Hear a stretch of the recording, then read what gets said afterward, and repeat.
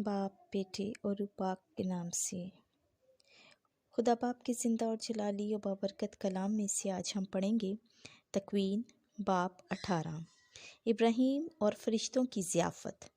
फिर खुदावंद ममरे के बलूतों में उस पर ज़ाहिर हुआ जब वो दिन की गर्मी के वक्त अपने खैमे के दरवाज़े पर बैठा था, और उसने अपनी आंखें उठाईं तो उसे 3 मर्द अपने सामने खड़े नजर आए। वो उन्हें देखकर खैमे के दरवाजे से उनसे मिलने को दौड़ा और ज़मीन तक अपना सर झुकाया और बोला कि ऐ मेरे आका, अगर मुझ पर तेरे करम की नज़र है तो अपने खादिम के पास से चला ना जा, कि मैं थोड़ा सा पानी लाता हूँ और आप अपने पाँव धोकर दरख्त के नीचे आराम करें, और मैं थोड़ी रोटी बनवाता हूँ, ताज़ा दम होकर आगे जाएं। क्योंकि आप इसीलिए अपने खादिम के यहाँ आए हैं। और उन्होंने कहा, जैसा तूने कहा कर। और इब्राहीम जल्दी से खैमे में सारा के पास गया और कहा कि जल्दी से 3 सा आटा ले और गूंद कर फुलके पका। और वो आप गले की तरफ दौड़ा और एक मोटा ताज़ा बछड़ा लाकर एक नौकर को दिया, जिसने उसे जल्द पकाया। तब उसने दही और दूध और उस बछड़े को जो उसने पकवाया था लेकर उनके सामने रखा, और आप उनके पास दरख्त के नीचे खड़ा रहा। और जब वो थक चुके तब उन्होंने उससे कहा, तेरी बीवी सारा कहाँ है? वो बोला, वो खैमे में है। और उसने उसे कहा कि अगले साल मैं इसी वक्त में तेरे पास फिर आऊँगा और तेरी बीवी सारा से बेटा होगा। और सारा खैमे के दरवाजे के पास उसके पीछे बैठी सुन रही थी, तो वो हंसी। और इब्राहीम और सारा ज़ईफ़ और बड़ी उम्र के थे, और सारा की वो हालत नहीं थी जो औरतों की होती है।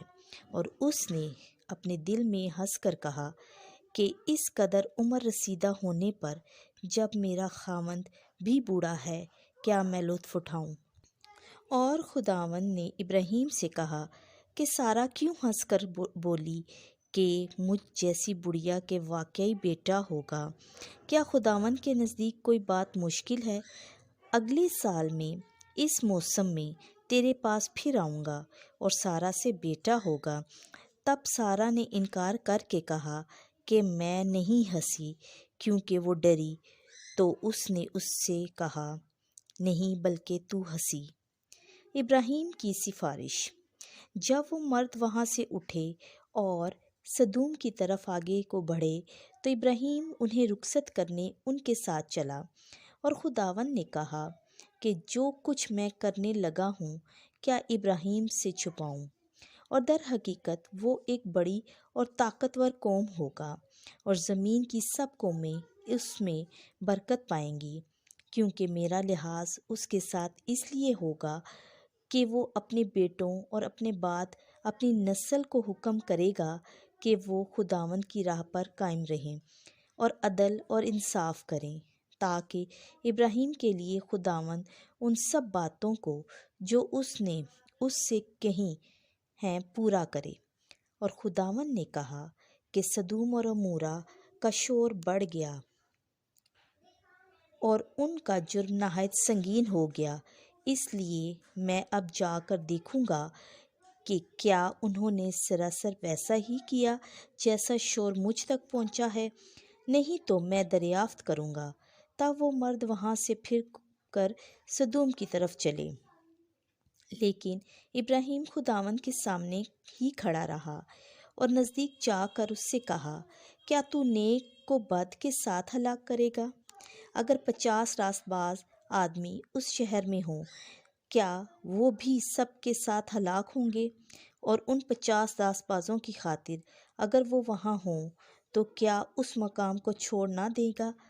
ऐसा ना करना, ये तुझ से बैद है कि नेक को बद के साथ मार डाले, और नेक जो हैं बद के बराबर हो जाएं।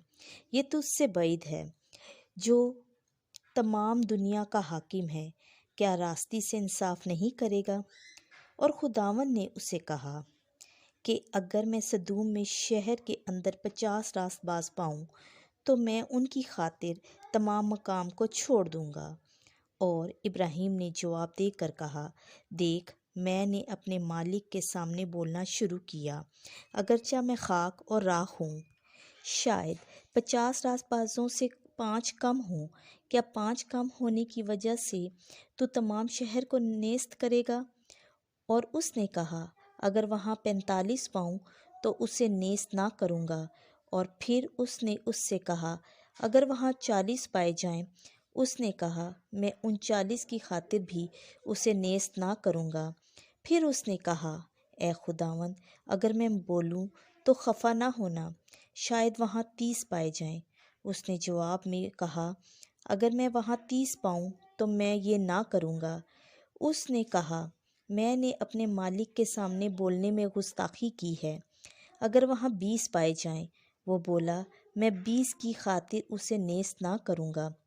تب اس نے کہا، خداوند، خفا نہ ہونا، اگر میں فقط ایک دفعہ اور عرض کروں کہ اگر وہاں 10 پائے جائیں۔ وہ بولا، میں 10 کی خاطر بھی اسے نیست نہ کروں گا۔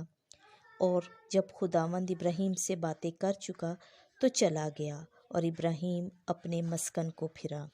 خداوند کے زندہ جلالی و بابرکت کلام کا پڑھا، سنا اور سمجھا جانا ہم سب کے لیے باعث برکت ہو، آمین۔